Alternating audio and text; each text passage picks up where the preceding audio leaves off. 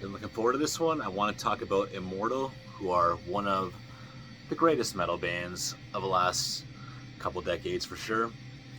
And they were formed in 1991 in Bergen, Norway.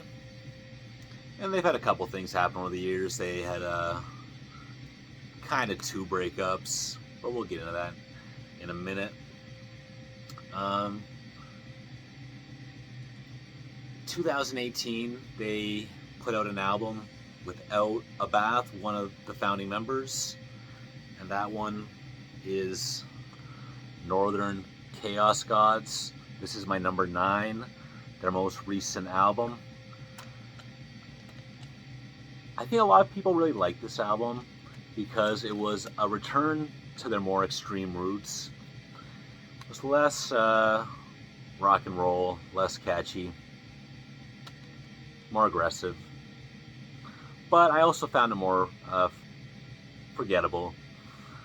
But I have no bias amongst what's going on between the members. And when the next Immortal album comes out, I'm definitely gonna buy it. It's still an 8 out of 10. So speaking of 8 out of 10s, my number 8 is All Shall Fall. The band first broke up in 2002 and then reformed in 2009, and that's when this album came out. And I find this to be like Sons of Northern Darkness without the epicness, without the catchiness, without the amazing songs. It was just a second-rate version of that album, but I still enjoy it.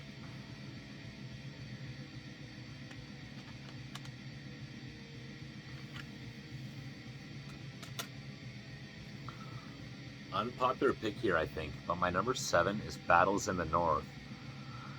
I never really wrapped my head around the vibe of this.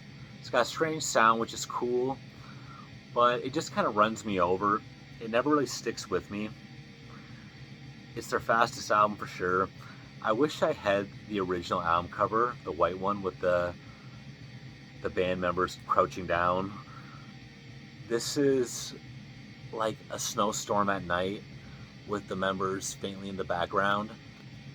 Pretty cool in its own way for sure.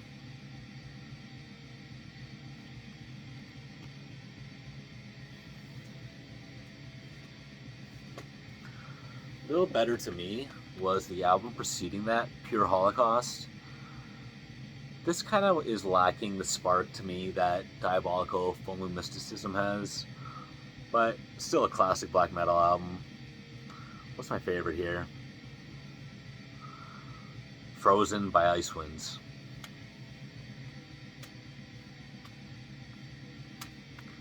Number 5, the debut album, Diabolical Full Moon Mysticism. Favorite song on here is the closer, A Perfect Vision of the Rising Northland. And look at that cover. Iconic. I love it. That's why I had to get this shirt. It's one of my favorite shirts, actually. You just got those ones in your collection that they're so ridiculous but so metal that it just makes you proud. Makes you proud to wear them. And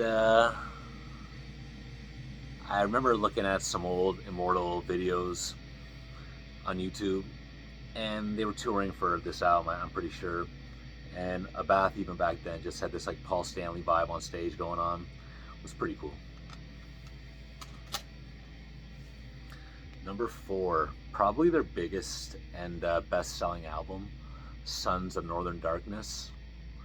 This one came out on Nuclear Blast, and it was the it was the last album before their breakup in 2002. A lot of big songs on here, One by One, Tyrants, and I love those songs, but through the years, a lot of the deep cuts on here, In My Kingdom Cold, Antarctica,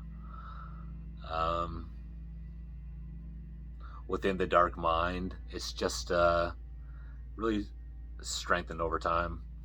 And it went from one of my least favorite to one of my favorites. I think it's gonna continue rising.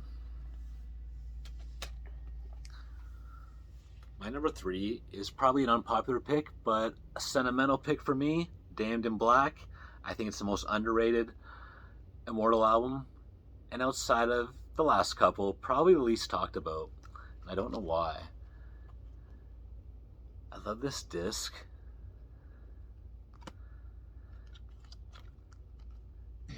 And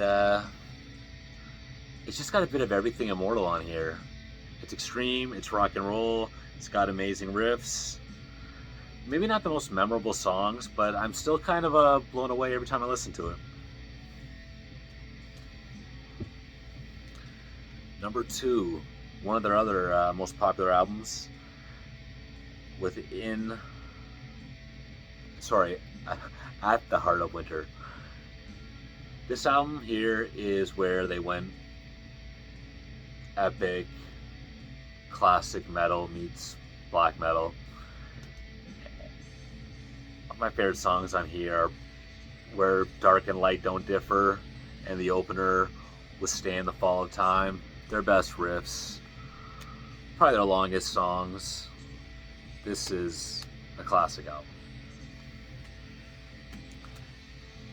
And my number 1, a lot of people's least favorite album, Blizzard Beast. I don't get why. I love the sound that people seem to hate. Look at that awesome album cover.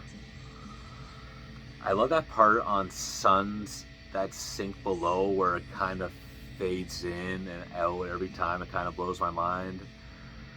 My favorite song, Mountains of Might. I remember I got an Osmos sampler back in 97, 98, and it had Nebula Raven's Winter, one of the songs on here, on it, and it just made me become really interested in that, in Immortal. And that's it. I just one more thing. I got It was called Between Two Worlds. It was a bass band after Immortal broke up. This one came out in 2006. And it sounds like a more mainstream Immortal, but still metal. 8 out of 10.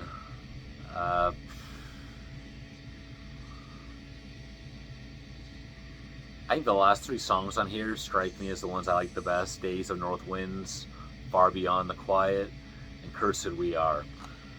Abath now has 3 solo albums. Heard them all. They're all cool. They just haven't stuck with me, so I haven't bought them yet. But I'll always check out what he does. Always check out what Immortal does. And that's it. Thank you.